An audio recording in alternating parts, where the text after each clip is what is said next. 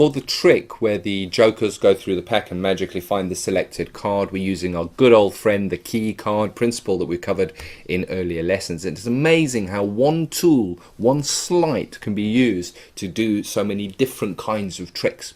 But here, we actually use the key card right under the spectator's nose as the card that finds their card, and that'll become clearer as I go through this. So you need a pack of cards with 2 jokers in it. Bicycle cards come with 2 jokers in them. One is called the big joker because he's bigger than the other one, and the other one's called the small joker, and he's on the guarantee card like that. Now I always use my big joker as my key card, because if I know I'm using a joker, I need to know which joker, so I'll always make it the big one. That way I'm always sure. So I'm going to put my joker on the bottom of the card in the key card position. There it is.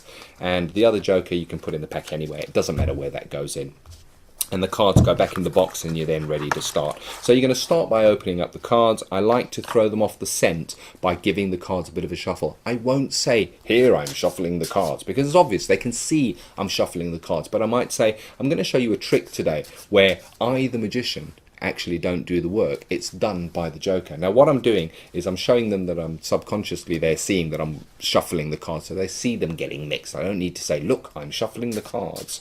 Now I'm using obviously a false shuffle, or at least a control of the key card to make sure it keeps going to the bottom. I'm using an overhand shuffle, and when I get to the last stack, instead of throwing it on the top, I'm just putting it back on the bottom. Simple as. Then I do a false cut, which we've covered in previous lessons, which again just leaves my key card right there at the bottom. I'll offer the spectator to select a card.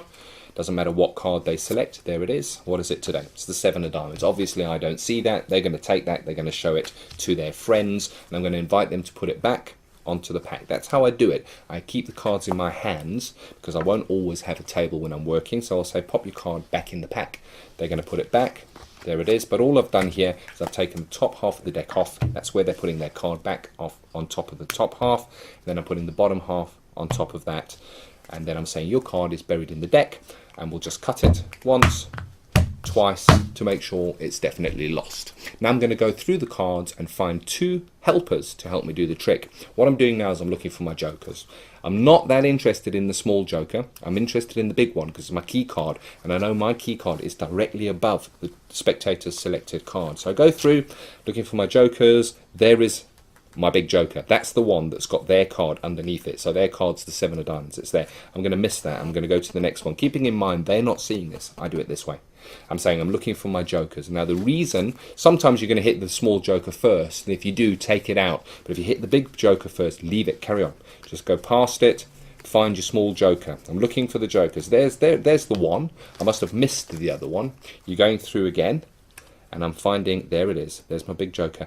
Take it, cut the cards. When you find that joker, cut the cards and complete the cut. That's what that's called. So I'm going to break it on the joker and put it so the joker becomes my top card, and I take it off. That means their card is now at the top of that deck.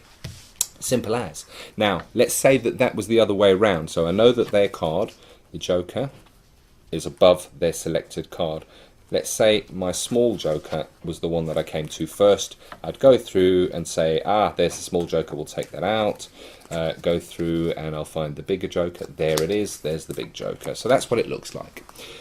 I'm then going to place one joker on the back of the pack like that. Now what I'm doing here is I'm holding the cards face up. Their selected card I know is at the back because I've used my key card to find it. I'm using my right hand to hold the cards, and I'm holding them from the top, index finger controlling the pack. So they're on the face of the cards, and I've got second, third finger on the top, my thumb on the other short ends of the cards like that. Because I'm taking the small joker, any joker, it doesn't matter which one it is, it's the big one here, and I'm putting it on the back, and I clip that with my fingers. There you go, just put it in like that, simple as. And I'm going to hold the cards now face down on my left hand. When I do that, look how it looks. My fingers are covering all the cards. My fingers go right over and are covering, there's the selected card, here's the joker, here's the selected card. The other joker goes on the top, and I just hold my thumb on top of that. Be careful, don't let the flesh of your thumb touch that card, else you're going to be taking it with you. Just that card there. And because my fingers are over there, when I throw, what happens is I throw those cards. What happens is all those cards slip.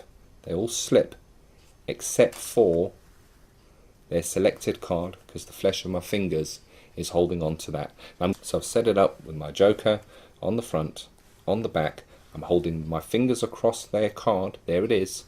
I'm making sure the flesh of my thumb's not touching that. I give a little bit of force so we've got some momentum to carry them across. And whoop, there it is. That's magical. It's just like bing, and it's there. It's like lightning, and it's amazing, that reveal. I'll do it now in close-up just so you can see it. I'm going to put my other joker on the top, and this is where I kind of use a bit of a throw across, and that throw gives you enough momentum to kind of throw all the cards over, except for their card. So there it is in close-up, the jokers, finding the selected card, again using that key card principle. It's that simple, but really effective. Amazing magic. Enjoy it. If you want to learn even more free tricks, simply click the link in the description, or simply visit www.webmagicschool.com. Once you're there, put your name and email address in, and you will be sent your first lesson immediately and totally free.